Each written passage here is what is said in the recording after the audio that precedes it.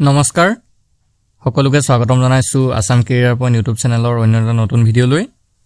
বনগল আজি এই ভিডিঅ'টিত আমি আসাম ডাইৰেক্ট ৰিক্ৰুটমেণ্ট গ্ৰেড 3 আৰু গ্ৰেড 4 পৰীক্ষাৰ বাবে প্ৰয়োজন হোৱা কৈ আসাম পলিটি আৰু ইণ্ডিয়ান পলিটিৰ পৰা কেইটামান অধিক গুৰুত্বপূৰ্ণ প্ৰশ্ন আলোচনা কৰিবলৈ ওলাইছো বনগল পলিটি টপিকটো আপোনালোকৰ আগন্তুক পৰীক্ষাৰ বাবে অধিক সহায়ক হ'ব পাৰে হেহে ভিডিঅ'টো আপোনালোকে ভালদৰে শেষলৈকে চাই থাকক আজি ভিডিঅ'ৰ প্ৰথম প্ৰশ্নটো হৈছে what is the minimum number of years fixed for a child to get free education এজন শিক্ষাৰ্থীৰ বাবে ন্যূনতম কিমান বছৰ বিনামূলীয়া শিক্ষা ধাৰ্য কৰা হৈছে ৰাইট আনসাৰ হ'ব অপচন ডি 8 বছৰ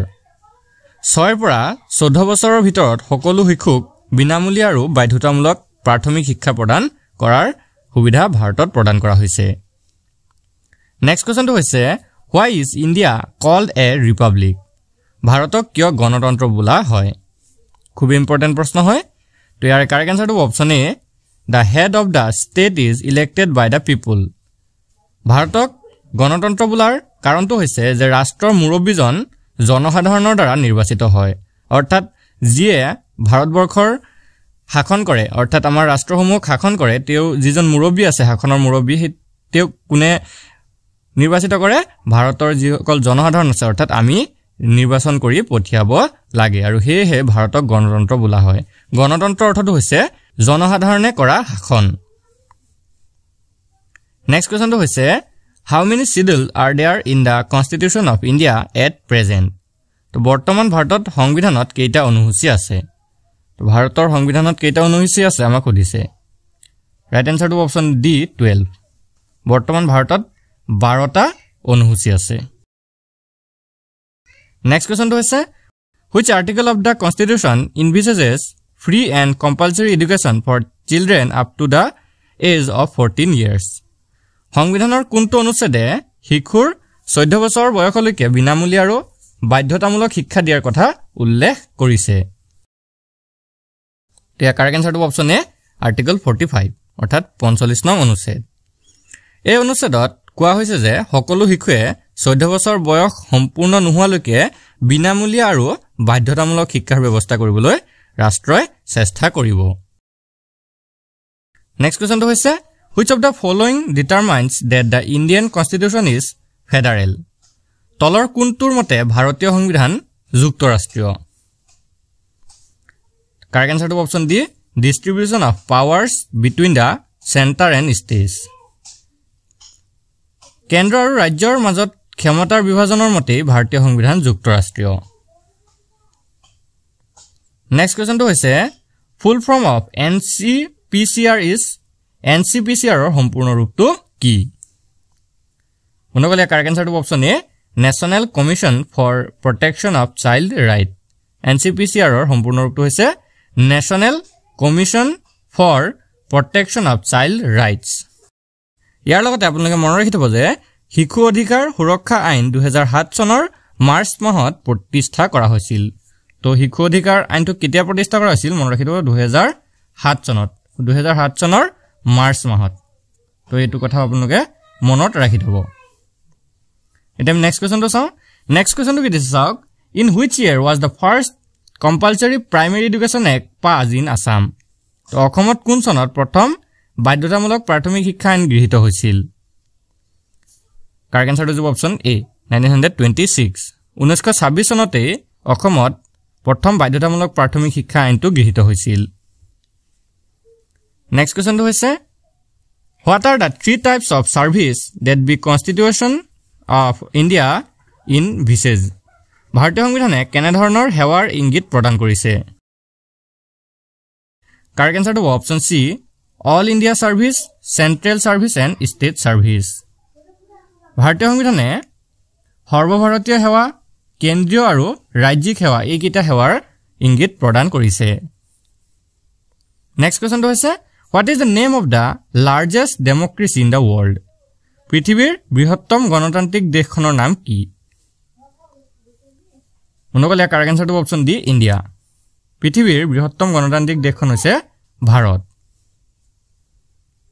Next question to say, what is the minimum age prescribed for election as the President of India? ভাৰতৰ ৰাষ্ট্ৰপতি পদৰ প্ৰাৰ্থীজনৰ ন্যূনতম বয়স কিমান হোৱা উচিত কাৰেক্ট আনসাৰটো অপচন সি 35 ইয়াৰ্স তো ভাৰতৰ ৰাষ্ট্ৰপতি পদৰ প্ৰাৰ্থীজনৰ ন্যূনতম বয়স 35 বছৰ হ'ব লাগিব নেক্সট কোৱেশ্চনটো হৈছে where is the headquarters of the United Nations located ৰাষ্ট্ৰসংঘৰ মুখ্য কাৰ্যালয় ক'ত অৱস্থিত কাৰেক্ট আনসাৰটো অপচন এ নিউয়ৰ্ক আমেৰিকাৰ নিউয়ৰ্কত ৰাষ্ট্ৰসংঘৰ মুখ্য কাৰ্যালয় অৱস্থিত next question who accord recognition to the various political parties are national or regional parties বিভিন্ন ৰাজনৈতিক আৰু আঞ্চলিক দলক কোনে স্বীকৃতি প্ৰদান কৰে কাৰেক্ট আনসাৰটো অপচন বি ইলেকশন কমিশন অৰ্থাৎ নিৰ্বাচনী আয়োগে বিভিন্ন ৰাজনৈতিক আৰু আঞ্চলিক দলসমূহক স্বীকৃতি প্ৰদান কৰে বন্ধুসকল ইয়াৰ লগতে আপোনালোকে মনত ৰাখি থব ভাৰতৰ বৰ্তমান মুখ্য নিৰ্বাচনী আয়ুক্ত হৈছে শ্ৰী ৰাজীৱ কুমাৰ নেক্সট কোৱেশ্চনটো হৈছে who was the first president of Indian National Congress ভাৰতীয় জাতীয় কংগ্ৰেছৰ প্ৰথম সভাপতি কোন আছিল খুব ইম্পৰ্টেন্ট প্ৰশ্ন হয় তো ইয়াৰ কাৰেক্ট আনসাৰটো অপচন বি WC বেনাৰ্জী অৰ্থাৎ উমেশ চন্দ্ৰ বেনাৰ্জী তো ভাৰতীয় জাতীয় কংগ্ৰেছৰ প্ৰথম সভাপতি আছিল উমেশ চন্দ্ৰ বেনাৰ্জী ইয়াৰ লগতে আপোনালোকে আৰু এটা পইণ্ট মনত ৰাখি থব 1885 চনত ভাৰতীয় জাতীয় কংগ্ৰেছ প্ৰতিষ্ঠা হৈছিল তো এইটো প্ৰশ্ন প্ৰায় আহি থাকে 1885 ত ভাৰতীয় জাতীয় কংগ্ৰেছ প্ৰতিষ্ঠা হৈছিল এই কথাটো আপোনালোকে মনত ৰাখি ল'ব তো আমি নেক্সট কোৱেশ্চনটো চাওঁ নেক্সট কোৱেশ্চনটো দিছে আমাক when were the first general election held in India তো ভাৰতৰ প্ৰথম সাধাৰণ নিৰ্বাচন কেতিয়া অনুষ্ঠিত হৈছিল আমাক সুধিছে ৰাইট আনসাৰ হ'ব অপচন সি 1952 স্বাধীনতাৰ পিছত ভাৰতত 1951 চনৰ 25 অক্টোবৰৰ পৰা 1952 চনৰ 21 ফেব্ৰুৱাৰীৰ ভিতৰত ভাৰতত প্ৰথম সাধাৰণ নিৰ্বাচন অনুষ্ঠিত হৈছিল নেক্সট কোৱেশ্চনটো হৈছে who conduct election to the office of president of India ভাৰতৰ ৰাষ্ট্ৰপতিৰ নিৰ্বাচন কোনে পৰিচালনা কৰে কাৰেক্ট আনসাৰটো option C election commission of India অৰ্থাৎ ভাৰতৰ নিৰ্বাচনী আয়োগে ভাৰতীয় সংবিধানৰ 324 নং অনুচ্ছেদৰ অধীনত মনত ৰাখি থব 324 নং অনুচ্ছেদৰ অধীনত ৰাষ্ট্ৰপতিৰ কাৰ্যালয়ৰ নিৰ্বাচন অনুষ্ঠিত কৰাৰ কৰ্তৃত্ব হৈছে ভাৰতৰ নিৰ্বাচন আয়োগৰ নেক্সট কোৱেশ্চনটো হৈছে what percentage of seats does a political party win to become an opposition party কিমান শতাংশ আসন পালে এটা ৰাজনৈতিক দলে বিৰোধী দলৰ মৰ্যাদা লাভ কৰে কাৰেক্ট আনসাৰটো অপচন এ 10% তো 10% আসন পালেই এটা ৰাজনৈতিক দলে বিৰোধী দলৰ মৰ্যাদা লাভ কৰিব পাৰে নেক্সট কোৱেশ্চনটো হৈছে name the organ that decide the disputes regarding election of the president ৰাষ্ট্ৰপতিৰ নিৰ্বাচনৰ সন্দৰ্ভত উৎপত্তি হোৱা বিবাদ নিষ্পত্তি কৰা সংস্থাটোৰ নাম কি কাৰেক্ট আনসাৰটো অপচন এ দা সুপ্ৰিম কোৰ্ট ৰাষ্ট্ৰপতিৰ নিৰ্বাচনৰ সন্দৰ্ভত উৎপত্তি হোৱা বিবাদ নিষ্পত্তি কৰা সংস্থাটো হৈছে উচ্চতম ন্যায়ালয় অৰ্থাৎ সুপ্ৰিম কোৰ্ট নেক্সট কোৱেশ্চনটো হৈছে in which year was the voting age of voters reduced from 21 years to 18 years ভোটদানৰ বয়স কোন চনত 21 ৰ পৰা 18 বছৰলৈ হ্ৰাস কৰা হৈছিল বন্ধুসকল কাৰেক্ট আনসাৰটো অপচন ডি 1989 1989 চনত ভোটদানৰ বয়স 21 বছৰৰ পৰা 18 বছৰলৈ হ্ৰাস কৰা হৈছিল নেক্সট কোৱেশ্চনটো হৈছে which of the following language used by UN তলৰ কোনটো ভাষা ৰাষ্ট্ৰসংঘত ব্যৱহৃত হয় বন্ধুসকল ইয়াৰ কাৰেক্ট আনসাৰটো অপচন বি চাইনিজ অৰ্থাৎ চীনা ভাষাটো ৰাষ্ট্ৰসংঘত ব্যৱহৃত এটা ভাষা বাকি হিন্দী বড়ো জাপানী এই তিনটা ভাষা ৰাষ্ট্ৰসংঘত ব্যৱহৃত নহয় নেক্সট কোৱেশ্চনটো হৈছে where was communist government first formed communist চৰকাৰ পোনপ্ৰথমতে ক'ত গঠন হৈছিল বন্ধুসকল ইয়াৰ কাৰেক্ট আনসাৰটো অপচন ডি ৰাছিয়া তো কমিউনিষ্ট চৰকাৰ প্ৰথমতে ৰাছিয়াত গঠন হৈছিল Now question number 21 25% of the UN fund is contributed by ৰাষ্ট্ৰসংঘৰ 25% পুঁজি কোনখন দেশে আগবঢ়ায় বন্ধুসকল ইয়াৰ কাৰেক্ট আনসাৰটো অপচন বি দা USA অৰ্থাৎ আমেৰিকা যুক্তৰাষ্ট্ৰ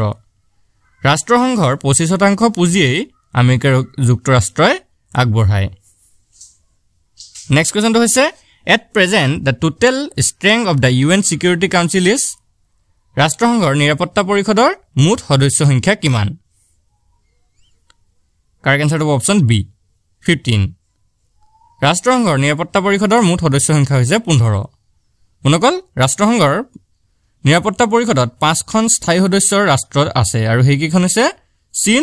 ফ্ৰান্স ৰাছিয়া যুক্তৰাজ্য আৰু আমেৰিকা আৰু বাকি 10খন হৈছে অস্থায়ী তো 5খন স্থায়ী সদস্যৰ আপোনালোকৰ নাম আহিব পাৰে পৰীক্ষাত তো সেইকেইখন হৈছে ভালদৰে মনত ৰাখিব চীন ফ্ৰান্স ৰাছিয়া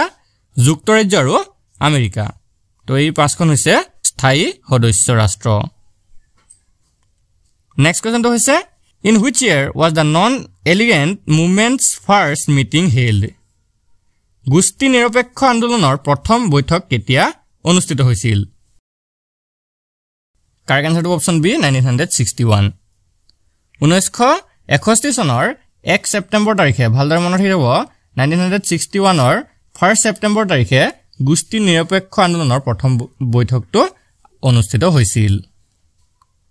নেক্সট কোৱেশ্চনটো হৈছে which country has the longest written constitution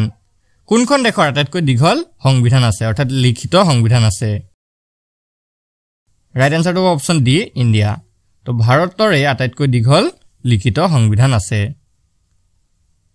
next কোৱেশ্চনটো হৈছে from which date did the constitution of India come into force ভাৰতীয় সংবিধান কেতিয়া বলবৎ হৈছিল মনগল ইয়াৰ শুদ্ধটো অপচন এ 1950 চনৰ 26 জানুৱাৰীৰ পৰা ভাৰতীয় সংবিধানখন 1950 চনৰ 26 জানুৱাৰীৰ দিনা বলবৎ হৈছিল আৰু তেতিয়াৰ পৰাই 26 জানুৱাৰীৰ দিনটো আৰু তেতিয়াৰ পৰা 26 জানুৱাৰীৰ দিনটো ভাৰতত গণৰাজ্য দিৱস বা গণতন্ত্ৰ দিৱস হিচাপে পালন কৰি অহা হৈছে নেক্সট কোৱেশ্চনটো হৈছে during which period do fundamental rights under Indian constitution remain suspended কোন সময়ত ভাৰতীয় সংবিধানৰ প্ৰদত্ত মৌলিক অধিকাৰসমূহ স্থগিত হৈ থাকে ইয়াৰ ৰাইট আনসাৰটো অপচন সি নেশনাল ইমাৰ্জেন্সি আৰু ৰাষ্ট্ৰীয় জৰুৰীকালীন অৱস্থাৰ সময়ত ভাৰতীয় সংবিধানৰ মৌলিক অধিকাৰসমূহ স্থগিত হৈ থাকে next question the constitution of India borrows the concept of union of India from the constitution of which country ভাৰতীয় সংবিধানে ভাৰতৰ যুক্তৰাজ্যবাদ এই ধাৰণাটো কোনখন দেশৰ সংবিধানৰ পৰা ধাৰ কৰিছে বা কোনখন দেশৰ সংবিধানৰ পৰা আনিছে তেতিয়া কাৰেক্ট আনসাৰটো অপচন বি কানাডা মনকল ভাৰতৰ যুক্তৰাজ্যবাদ অৰ্থাৎ ইউনিয়ন অফ ইণ্ডিয়া এই ধাৰণাটো কানাডাৰ সংবিধানৰ পৰা ভাৰতে আনিছে বা ভাৰতীয় সংবিধানত সংযুক্ত কৰা হৈছে নেক্সট কোৱেশ্চনটো হৈছে the central government has exclusive power in which schedule কেন্দ্ৰীয় চৰকাৰৰ কোনটো সূচীত একচেটিয়া ক্ষমতা আছে ইয়াৰে কাৰেক্ট আনসাৰটো অপচন এ ইউনিয়ন লিষ্ট অৰ্থাৎ কেন্দ্ৰীয় সূচীত কেন্দ্ৰীয় চৰকাৰৰ কেন্দ্ৰীয় সূচীত একচেটিয়া ক্ষমতা আছে নেক্সট কোৱেশ্চনটো হৈছে how many subjects are there in the union list কেন্দ্ৰীয় সূচীত কিমানটা বিষয় আছে কাৰেক্ট আনসাৰটো অপচন ডি 97 কেন্দ্ৰীয় সূচীত 97টা বিষয় আছে বনকল আজি ভিডিঅ'ৰ শেষৰ কোৱেশ্চনটো হৈছে how many subjects does the concurrent list contain সমৱৰ্তী সূচীত কেইটা বিষয় আছে ৰাইট আনসাৰটো অপচন বি 52 অৰ্থাৎ সমৱৰ্তী সূচীত 52টা বিষয় সন্নিবিষ্ট কৰা আছে বনকল আজি ভিডিঅ'টো আপোনালোকৰ বাবে ইনফৰমেটিভ হলে ভিডিঅ'টো এটা লাইক কৰি দিব আৰু এনে ধৰণৰ ডেইলি নতুন নতুন ভিডিঅ' পাই থাকিবলৈ আমাৰ চেনেলটো সাবস্ক্ৰাইব কৰি ল'ব আৰু কাষতে থকা বেল আইকনটো দবাই দিব ধন্যবাদ